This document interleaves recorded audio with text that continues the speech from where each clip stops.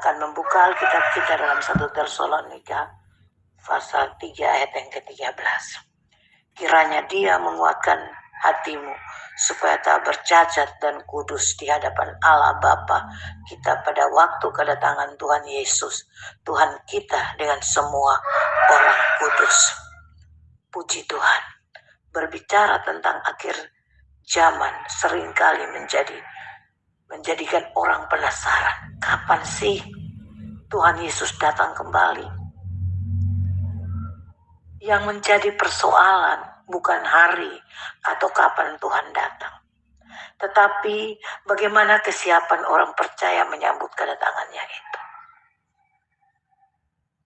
Lukas 18 ayat 8. Jika anak manusia itu datang, adakah ia mendapati iman di bumi?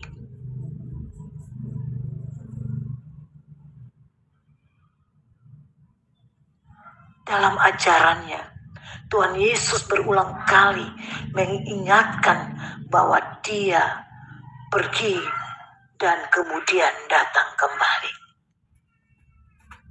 Datang kembali untuk apa? Datang kembali untuk menjemput umatnya. Yohanes 14 ayat 3. Dan apabila aku telah pergi ke situ dan telah menyediakan tempat bagimu, aku akan datang kembali dan membawa kamu ke tempatku, supaya tempat di mana aku berada, kamu pun berada. Wow, luar biasa. Yesus akan datang kembali, menjemput saya dan saudara. Dia bawa kita ke sana, di mana Dia berada, di mana Yesus berada, di situ kita pun berada. Kalau kita melihat ayat ini, tanpa ditunda-tunda, percaya atau tidak, tanpa ditunda-tunda lagi, Tuhan Yesus akan segera datang. Sudahkah kita siap? Adakah imanmu di bumi? Apakah kita sudah siap untuk menyambut kedatangan Tuhan? Selagi ada waktu dan kesempatan, marilah kita mempersiapkan diri sebaik mungkin, seperti 5 gadis yang bijaksana. Mempersiapkan pelitanya, isi minyak dalam pelitanya, mempersiapkan dirinya dengan begitu bijaksana. Adalah sia-sia menjadi orang Kristen sekian lama jika pada waktu Yesus datang, Dia menolak kita.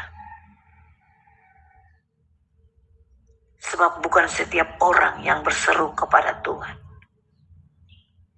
akan masuk dalam kerajaan surga, melainkan dia yang melakukan kehendak Bapa-Ku yang di surga, yang melakukan kehendak Bapa yang di surga.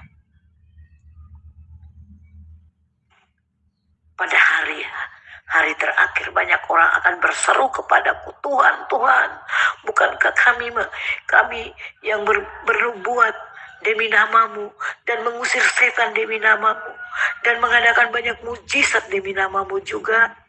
Pada waktu itu aku akan berterus terang kepada mereka dan berkata, aku tidak mengenal kamu. Inilah kamu dari hadapanku, si pembuat kejahatan.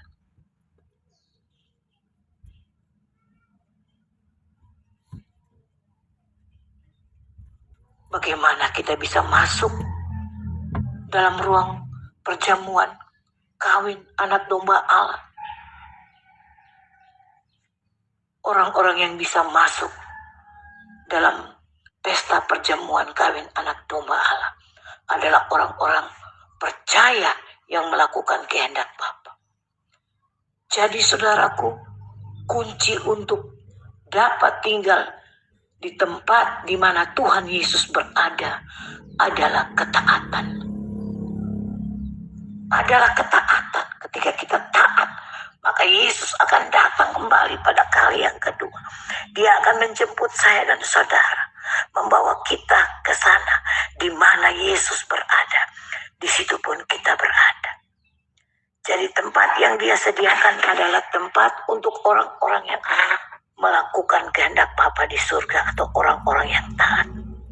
Bukan seberapa lama kita menjadi Kristen atau seberapa lama aktif kita terlibat dalam pelayanan. Bagi orang percaya, melayani Tuhan adalah sebuah keharusan. Tapi jika pelayanan itu hanya sebatas aktivitas jasmania, apalagi disertai dengan motivasi tidak benar, maka pelayanannya tidak akan mendapatkan upah di surga.